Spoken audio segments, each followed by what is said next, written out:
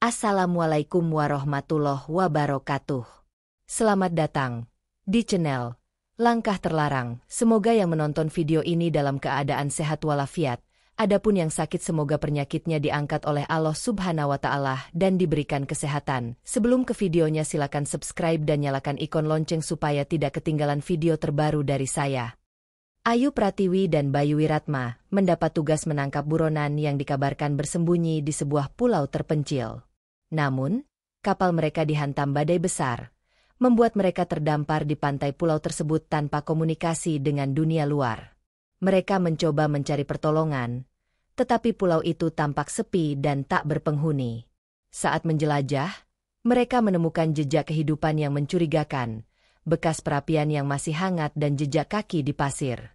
Setelah berjalan jauh ke dalam hutan, mereka menemukan sebuah rumah kayu tua yang terlihat kuno dan tidak terawat. Di depan rumah itu, berdiri seorang lelaki tua dengan sorot mata tajam dan wajah yang penuh keriput. "Silakan masuk," ujar pria itu dengan suara serak. Ia memperkenalkan dirinya sebagai Mbah Wirang, satu-satunya penghuni pulau itu. Pria itu menyambut mereka dengan ramah dan menawarkan tempat tinggal sementara, hingga mereka bisa menemukan cara keluar dari pulau. Namun, Ayu merasa ada sesuatu yang ganjil dengan tatapan dan gerak-gerik Mbah Wirang. Saat makan malam, pria tua itu memperingatkan mereka agar tidak keluar rumah setelah malam tiba. Ayu dan Bayu saling berpandangan, merasa penasaran dengan larangan aneh itu. Malam itu, Ayu mengalami mimpi aneh tentang seorang perempuan menangis dan memohon pertolongan. Sementara itu, Bayu mulai mendengar suara-suara aneh dari luar rumah, seperti suara langkah kaki yang berjalan mengitari rumah mereka. Ayu memutuskan untuk menyelidiki lebih jauh. Ia tanpa sengaja menemukan sebuah ruangan tersembunyi di rumah itu yang berisi benda-benda ritual, termasuk janin yang diawetkan dalam toples. Sementara itu, Bayu yang mencari jejak di luar rumah menemukan kuburan-kuburan kecil di belakang rumah Mbah Wirang. Mereka mulai menyadari bahwa pulau ini menyimpan rahasia mengerikan. Malam harinya, Ayu mengalami sleep paralisis dan melihat bayangan hitam berdiri di ujung kamar. Bayu mendengar tangisan bayi dari luar rumah, tetapi saat ia mencoba mencari sumber suara itu, tak ada siapapun. Ketakutan mulai menguasai mereka. Keesokan harinya, Mbah Wirang akhirnya mengungkapkan rahasia mengerikan. Ia adalah seorang dukun yang membutuhkan wanita untuk melanjutkan garis keturunannya yang berisi entitas gaib. Selama puluhan tahun, ia telah melakukan ritual yang mengikat para wanita yang datang ke pulau itu. Ayu adalah korban selanjutnya. Bayu mencoba menyerang Mbah Wirang, tetapi tubuhnya tiba-tiba menjadi lemas dan tak bisa bergerak. Seakan ada kekuatan tak terlihat yang mencengkram tubuhnya, membuatnya lumpuh seketika. Mbah Wirang tersenyum dingin sambil mengelus janggutnya yang sudah memutih. "Jangan melawan sesuatu yang tidak bisa kau pahami," ujar pria tua itu. Ayu menjerit dan mencoba melawan, tapi tubuhnya pun terasa berat. Dalam kondisi setengah sadar, ia mendengar lantunan mantra dalam bahasa yang tak ia mengerti. Semakin lama, suaranya semakin jauh, seolah pikirannya sedang dihisap ke dalam kekosongan. Malam itu, Ayu mengalami kejadian yang tak bisa dijelaskan dengan logika. Ia merasa tubuhnya dilingkupi oleh sesuatu yang tidak kasat mata. Matanya berat, tetapi ia bisa merasakan kehadiran sesuatu yang mengerikan.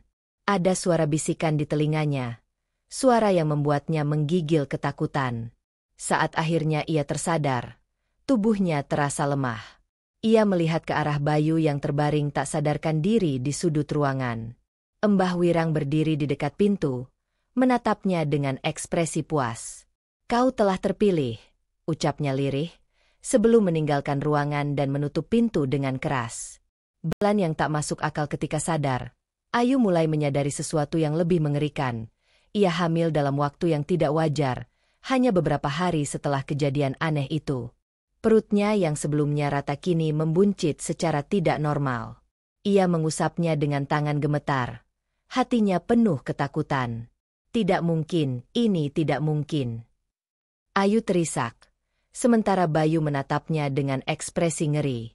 Bayu, meskipun masih lemah, berusaha berdiri dan menarik Ayu ke dalam pelukannya. Kita harus keluar dari sini, katanya, suaranya penuh tekad.